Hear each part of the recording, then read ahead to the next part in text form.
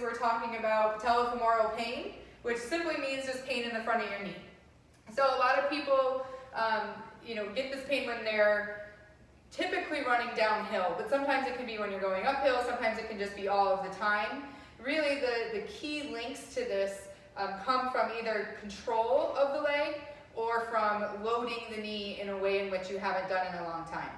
So if you have been running and then you go do a more hilly workout than you have done in the past, it certainly might cause you to load the front of your knee a little bit more and then kick you into having some knee pain that certainly can be hard to get out of. So I'm going to use Pat here and show you. So if you can, stay that way for now. When we run, go ahead and just kind of get in a running stance position. So when you're here, when you start to go forward, and if he goes to move forward, his leg's going to come forward, and as you can see, the knee actually goes over the toe. So when he comes forward here, just in a regular stance, regular run, the knee goes over the toe. Now, if he was going downhill, that would even be a little bit more accentuated because he'd be going down the hill and trying to catch himself.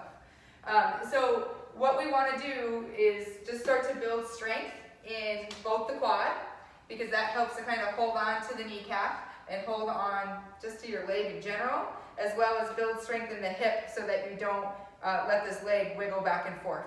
So face that way again. This way, yep. So when you go down, if you go back into that running position, right now if you look at the alignment of his leg, his knee, his foot, and his hip are all in parallel lines. But a lot of times what happens is we start to lose control, either because we're weak here or weak here, and that knee, see, he's so good, he just falls over when he gets in a bad position.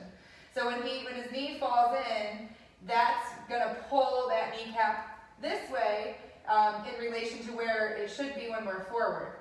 That in itself can cause a lot of trouble in the knee, and just once you have some aggravation behind there, it's hard to get out of.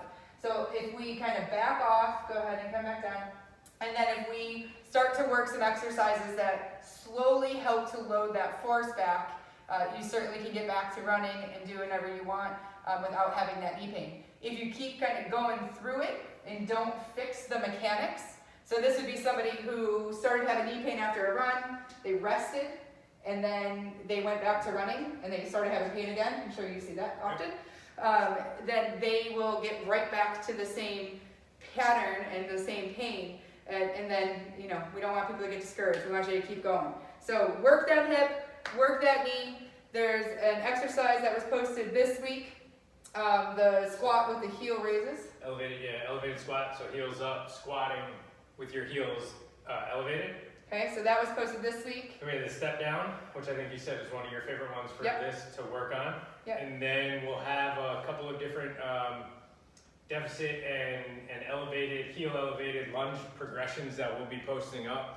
That Allison, correct me if I'm wrong, but you typically like those for runners to put pressure through that knee. Yeah, I like kind of simulating the running position when we're doing the exercise. When you're doing that exercise. And so your squats, your lunges, we'll continue to talk about this month, but a lot of times we're trying to train for that, knee doesn't go over the toe thing. Right. And if we squat and lunge like that all the time and then we go run, a lot of times we're just getting too much force through that knee. Right, and if you think about like the knees going past the toes, you can't run properly. I mean, if you were gonna run and not put your knees past the toes, you'd run like this, which doesn't make any sense. And you wouldn't be able to go down the stairs. And so, kind of what Allison was talking about too is that load management. If you're putting too much load through the front side of that knee, that's when you're gonna run into issues. So we need to figure out what the happy medium is to start reloading that knee so you can get back to your running. And that's gonna kind of be the theme with our series this month, is that load management of the knee for that anterior type of knee pain. All right? Great. If you have any questions, let us know. Check out the other exercises that we were just talking about. They'll be posted throughout the month through our feed. And if you have any questions, just feel free to reach out.